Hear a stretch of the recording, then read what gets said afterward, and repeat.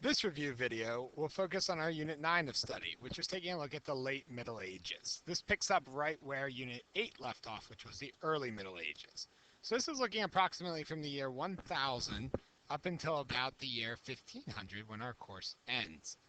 On the screen you can see some of the learning targets for this unit, including describing the development of England and France as nation states, as well as Spain and Russia, while also looking at the Crusades and the Black Death. So let's start off with nation states. What is a nation state? Well, last unit we talked a lot about invader groups and how they threatened Western Europe and led to feudalism and the manor system. This meant that people weren't very united during this time. Well, eventually, some invader groups begin to actually unify people in Western Europe, and they then start to become known as nation states. Some important characteristics of a nation state: they have one central government, a common language, and loyalty or a sense of nationalism to the group. It should sound familiar because in some ways you could actually classify the United States as a nation state. We're also going to start to notice the boundaries of these countries start to look a lot like they do today.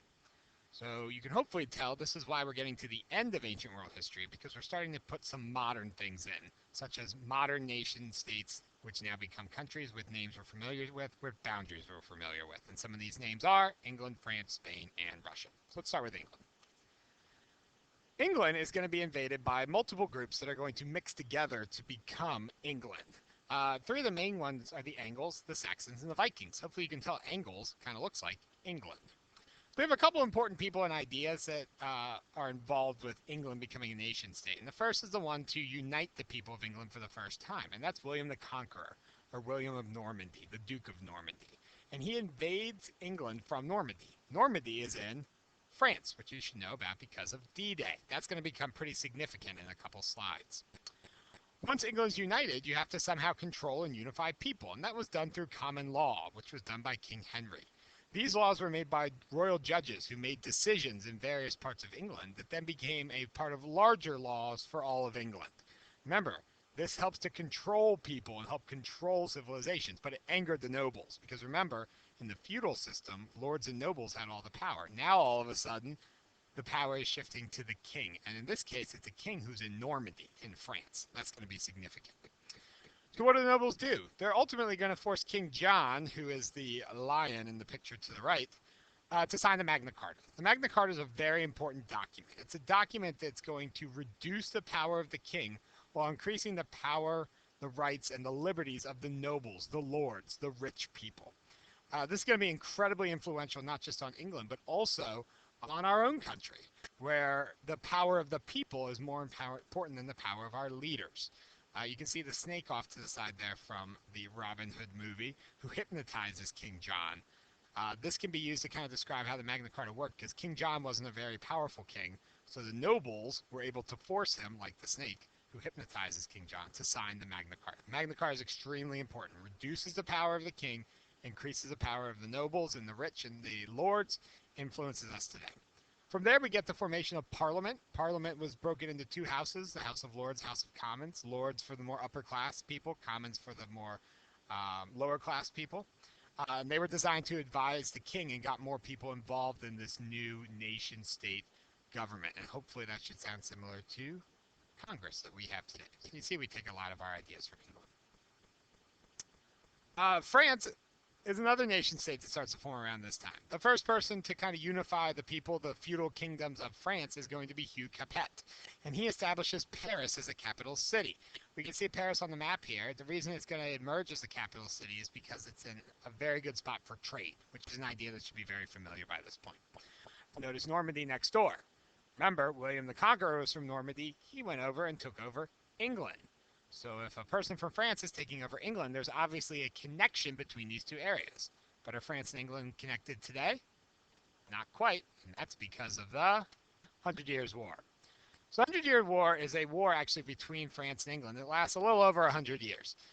It's about control of Normandy. Remember, William was from Normandy, so England probably had a claim to it, and it's a part of the mainland of France. They had a claim to it. But it was also a desire to simply become different nation states. People started to view each other as English or French, not as both. So they said, we want to be separate. So most of this war is going to be fought in France. And for a long time, England's going to have the upper hand, a lot of fighting in Normandy. That's until Joan of Arc comes along, who's in the picture down here. Joan of Arc was a peasant girl a French peasant girl, but she believed she heard a voice from God telling her that she was supposed to help the French win the war. Did she actually hear from God? We're not sure. Was she a great fighter? Maybe not. But people rallied behind her because they truly believed that God had her back. So King Charles gave her an army and said, hey, go win the war. And she wins a very significant battle at the Battle of Orleans that's going to swing the war in favor of the French and have them ultimately win the war. Major outcomes of this war: a rise in nationalism. People are proud to be from England or France rather than the same place. It's also going to strengthen the power of the French monarchs, the kings and queens, because, well, they won the war. That's going to be a little different than what happens in other places, which we'll look at in a few minutes. And finally, the big one, it separates England and France. It makes them separate nation states. They're no longer have a combined nation state. And that's pretty significant since obviously that exists till today. Next nation state we look at is Spain. Hopefully you remember that Islamic expansion made it all the way across northern Africa into Spain and was stopped at the Battle of Tours. So that's why it didn't make it all the way to France. But the Muslims, a group called the Moors, controlled Spain until about the 1100s. This is till an event called the Reconquista, which should look like reconquer. This was led by King Ferdinand and Queen Isabella, two people who ruled different parts of Spain, but they got married and united under one central government, a nation state. They were then able to combine their militaries and expel or kick the Muslims out of Spain. Again, this is the Reconquista.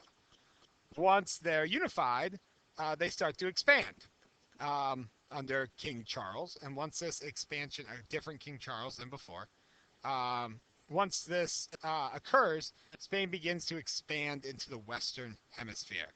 Christopher Columbus, exploration, using something like a compass next door to participate in that exploration. But again, so once unified, they wanted to expand their power, and they did that by expanding into the Western Hemisphere.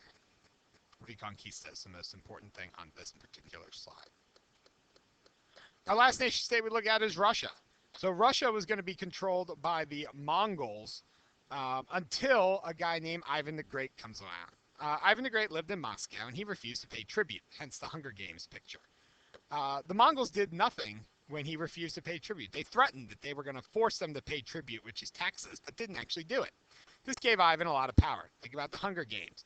Katniss gets the power when she stands up to the government, just like when Ivan the Great stands up to the Mongols. And again, the Mongols didn't do anything about it. They threatened, but they were scared of his power, so they didn't do anything.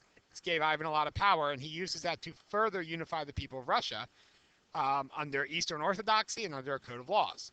Why do you think they go with Eastern Orthodoxy?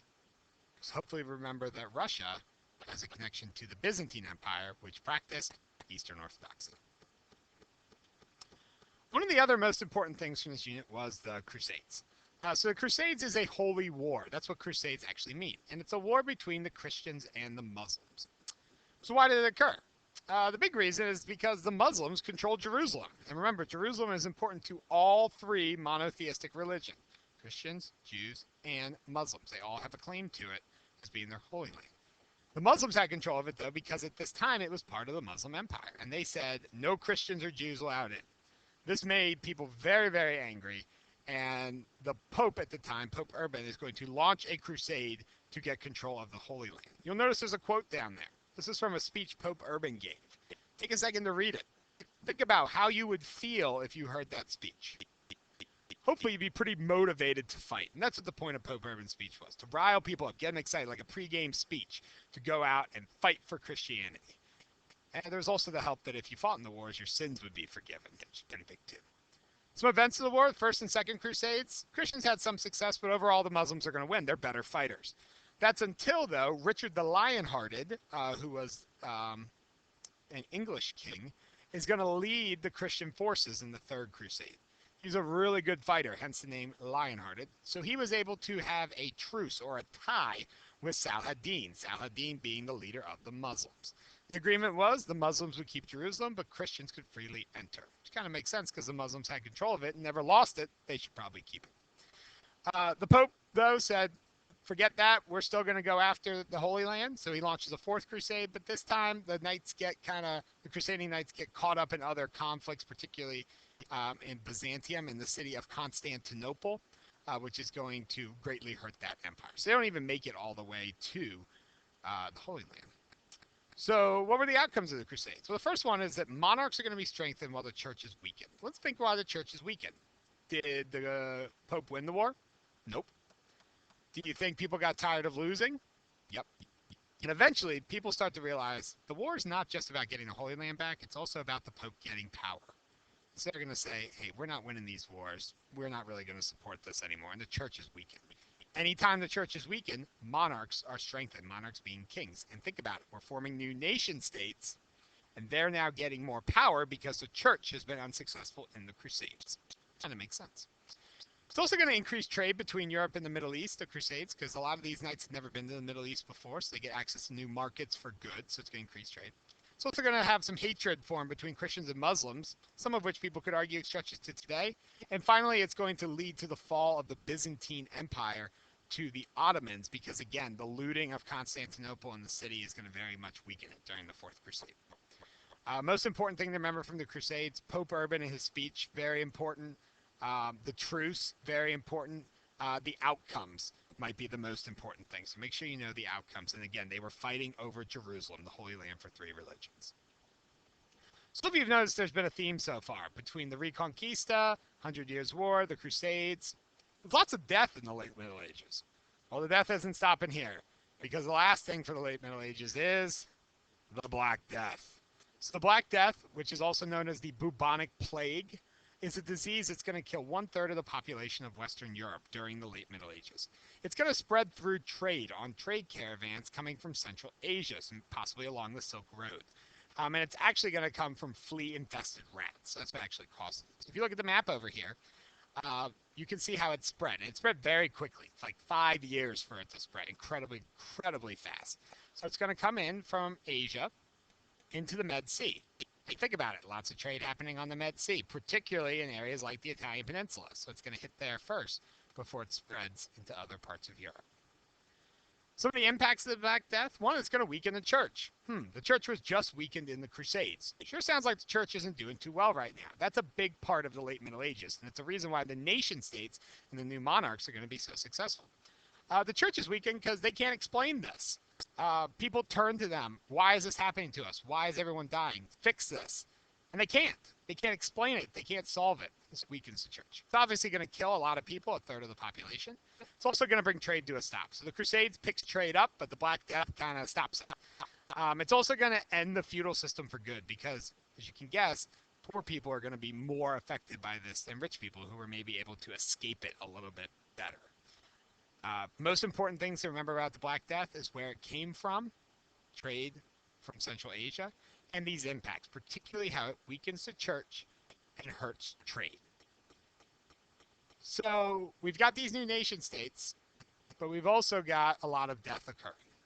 But because of all this death, we're going to need to have a rebirth. We're going to have Western Europe figure out what to do after all this death and destruction. And that rebirth is known as the Renaissance, which is the next video that you'll be watching.